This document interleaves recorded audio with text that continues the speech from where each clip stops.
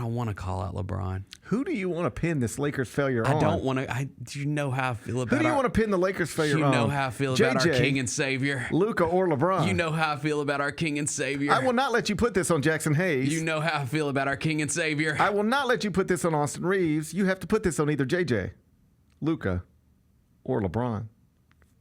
Did it not look like LeBron was kind of tired because he's 40 and he just played every minute of the second half, circling back to JJ? Yeah. I don't know. Well, who else is he going to play? Who else is he going to play? That roster, they got some tinkering to do. There's no doubt. There's a whole bunch of NBA coaches who don't like their bench, okay? Right. Most notably Tom Thibodeau.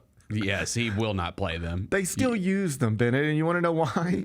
They have to. Because you have to play somebody. You have to play somebody. You have to play somebody. Because nobody disagrees with that except for JJ Redick. And so he does that in the previous game, and then he gets asked about it yesterday pregame, throws a little temper. Oh, he got mad at that. He did not like that. He stormed off. He stormed off the podium. That is what my wife would refer to as a temper tantrum. That was a bit of a temper tantrum. There's no question. He threw a temper tantrum. A little bit, yeah, a little bit. He doesn't like being questioned. He's very sensitive. Okay, in fairness, I thought that the reporter's question was like extremely specific. Like that would piss me off too if I was JJ Redick. Like the reporter was like, do you think in this moment you would maybe lean on a specific assistant in that situation? Oh, it was it was a disrespectful question. And you could tell JJ was like, just say what you want to say, dude. Like tell me exactly what you're saying here. It's one of those. I know these press conference types of questions. Here's what it is. It's under the same umbrella of when somebody says, Coach, people are saying that maybe you should use your bench a little bit more. How would you respond to that? No, you're saying just have some balls and ask me the question. Ask the question. Right. But the reporter sort of mealy mouthed it like, do you think you run into a situation in the second half where this time you might rely on your assistants? JJ Redick's like, you think I don't? First he was like, because I'm inexperienced, you think I should rely on my assistants? Yeah. And he's like, well, yeah. And he's like, beyond that, you think I don't rely on my assistants? I rely on my assistants every time out, including every time out last game, specifically every time out last game in the second half. Like, that's a disrespectful question. Their question is disrespectful. But coaches and players are asked disrespectful questions all the time. So you know what you do? You just say, if the question is, you think you will rely on your assistants, in the second half of this game, you just say, of course I would, just like I do in the second half of every game. I value my staff. I wouldn't be where I am without them. And, of course, I will rely on them just like I have all season. Yep. Then you just look over here, see if there's another question. You just keep it moving. Yeah. Nobody blinks if you answer it that way. But when you throw a temper tantrum and walk out, well, then it's just setting it's gonna make the rounds. It's setting you. Yes, it makes the rounds. And then it doesn't help anything when your whole team looks tired, specifically your 40-year-old star looks tired. Luka can barely move, and LeBron looks 40. Yeah. It doesn't help anything.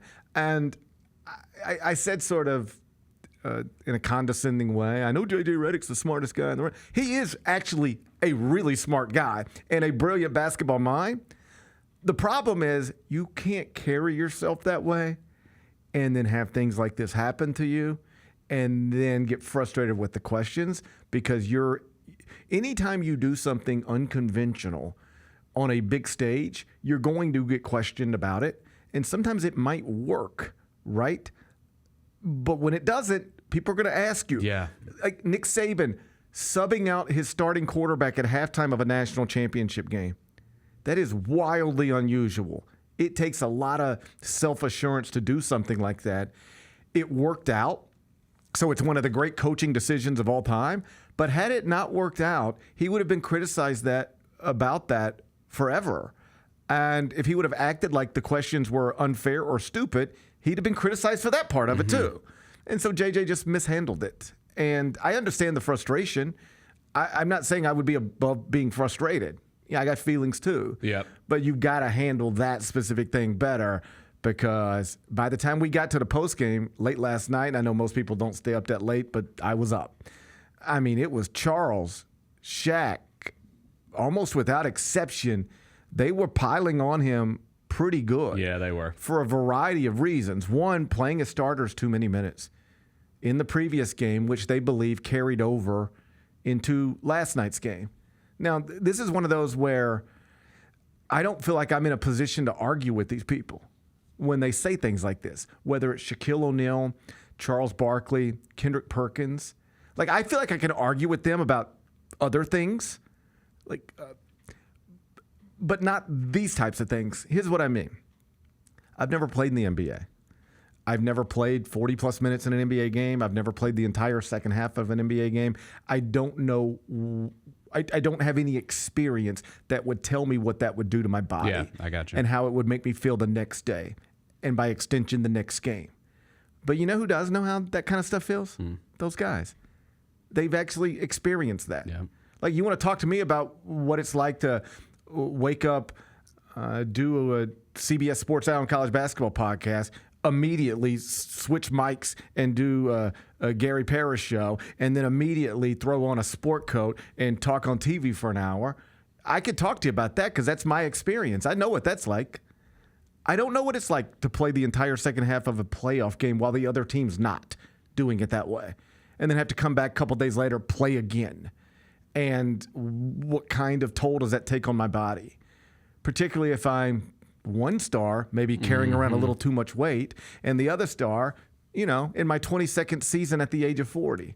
I don't know what that does, but Charles Barkley seems to know what that does, and so does Shaq, and so does Kendrick Perkins. And you know what they all say? It ain't good.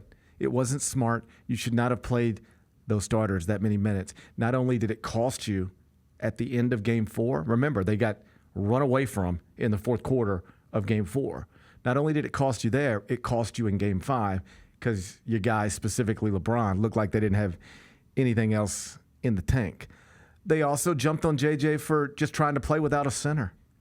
Like, Jackson Hayes sucks. We agree. But he is big, tall. Rudy Gobert turned into Wilt Chamberlain. And most of that, perhaps all of that, is because you tried to play without a center. Yeah, his starting bigs last night were Rui Hachimura and Dorian Finney-Smith.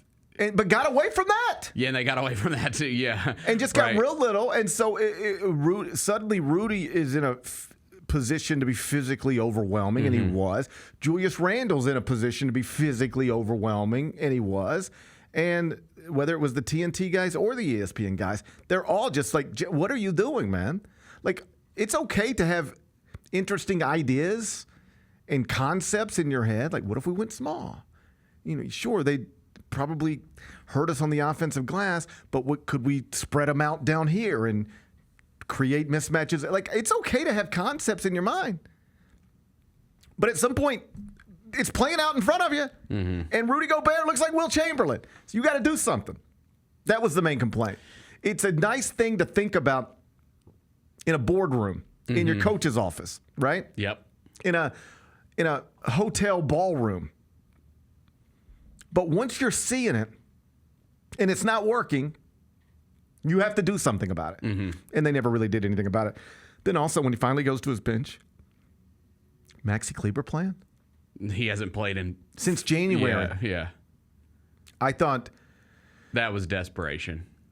But I thought the TNT guys made a good point about this. And this is another one of those things where you might not, if you never lived through it, been in the locker room, you might not even have a grasp for this. It's not something that jumped out to me, but once it was said, I was like, okay, yeah, I get that. Here's what they said. When you play your starters the entire second half of Game 4, you are telling your bench you have no confidence in them whatsoever. You are just, wherever you think they are, you're pushing them further the other direction instead of pulling them and making them a part of this. You hear coaches all the time say things like, it's going to take all of us to do this.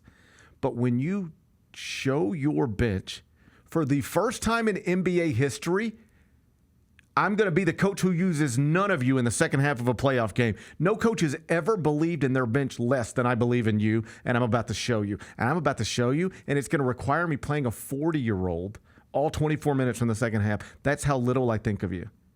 The TNT guys were like, that destroys your bench. The confidence in themselves, the belief in you. And then when you finally go to your bench and you bring in somebody who hasn't played since January 25th, it just reemphasizes all of that.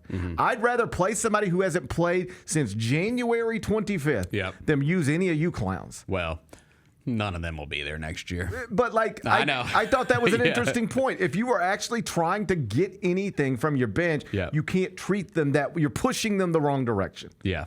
I just thought that was an interesting point. I did too. So yeah, folks were piling on JJ pretty good. The Gary Parrish Show, live weekdays at 10 a.m.